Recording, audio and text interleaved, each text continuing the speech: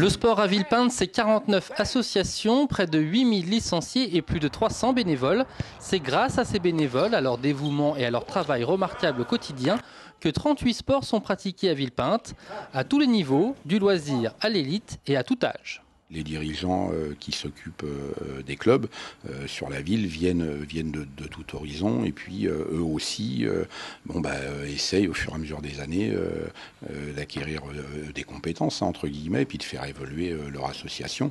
Et là c'est vrai que là on est là pour les épauler et puis pour essayer de les faire avancer le mieux possible parce que c'est vrai que maintenant être dirigeant dans une association c'est pas toujours facile au niveau administratif et nous tant que faire se peut on essaye de les aider dans ce biais-là. Et puis, j'ai pas beaucoup de prétentions, mais je pense que ça marche pour le coup quand même.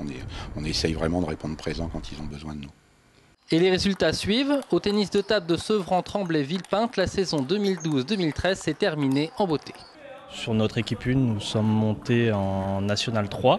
C'est une première pour l'histoire de Villepinte. C'est grâce à tous ces adhérents qui sont toujours venus nous soutenir à chaque rencontre. Et on va pas s'arrêter là, on a encore nos chances pour monter même à une division supérieure, donc on va continuer à progresser. On est toujours soutenu par tous les membres du club à chaque rencontre, et c'est ce qui fait, entre guillemets, comme on dit, un 12e homme au foot, quoi. Et c'est ce qui fait qu'on arrive à vraiment performer. Tout récemment, la ville peut se féliciter de compter parmi ses employés communaux un champion du monde de kickboxing, licencié au Faucon Gymboxing, Freddy Kemayo. Au compteur, 83 combats, 62 victoires, dont 44 par KO. Quand on me déclare champion du monde, je peux avoir beaucoup de bonheur. Tous mes proches sont contents, je vois les sourires sur mes proches, mes enfants. Franchement, c'est que du bonheur. Ça fait la deuxième fois que je suis déclaré champion du monde. Donc c'était un rêve étant jeune, quoi, tu vois. Donc j'ai commencé la boxe. Une personne qui commence la boxe, on va lui demander c'est quoi ton but, il va dire c'est d'être champion du monde.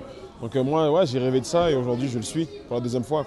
Cette ceinture-là, vraiment, je la dois vraiment plutôt à mes entraîneurs, qui ont été là, qui m'ont poussé, qui m'ont réveillé le matin pour aller courir, qui sont été derrière moi, c'est eux qui m'ont entraîné, quoi. Maintenant, le club, eux, c'est moi, je leur transmets mon savoir. Je leur transmets mon savoir, comme je suis entraîneur ici à Villepinte. Donc, je leur transmets mon savoir, mais cette victoire, je la dois vraiment à tous les gens qui sont venus me supporter. C'est la graine de champion ici dans ce club. Et il y a beaucoup de respect et de très bons entraîneurs.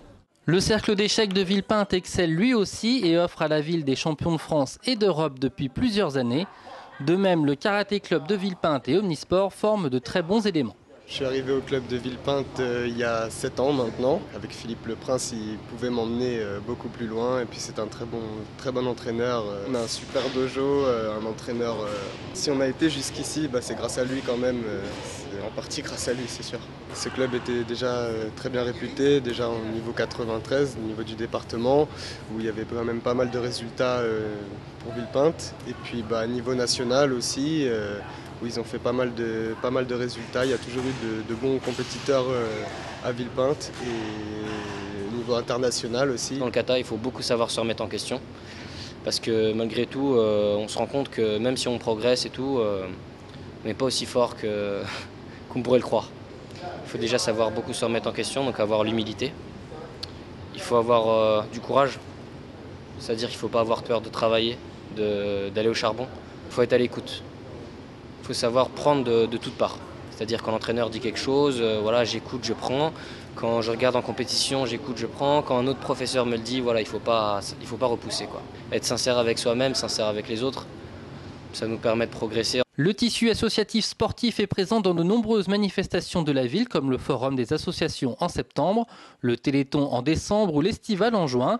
S'ajoutent à ces démonstrations les tournois de tennis, de football et l'intégrathlon au printemps. Cette manifestation réunit personnes valides et non valides autour du sport, autant d'événements gérés par les associations et le service des sports de Villepinte. On voit toutes les actions qu'eux mènent sur la ville ou nous demandent de mener, parce qu'on leur donne aussi un coup de main pour l'organisation de leurs manifestations.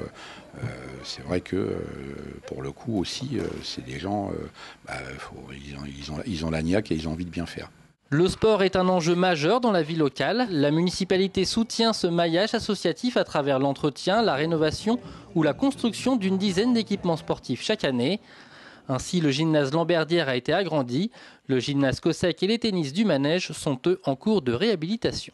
Nous avons la chance de bénéficier de 5 cours couverts en terre battue qui vont être refaits à neuf cet été, donc avec l'isolation, et qui va devenir un des plus beaux complexes de la région. Au-delà des associations, la ville propose des activités pour les plus jeunes. L'école municipale des sports permet aux enfants de 5 à 12 ans de pratiquer toute l'année. Pendant les vacances, le service des sports et le service jeunesse proposent aux 8-15 ans une formule pour découvrir des activités sportives.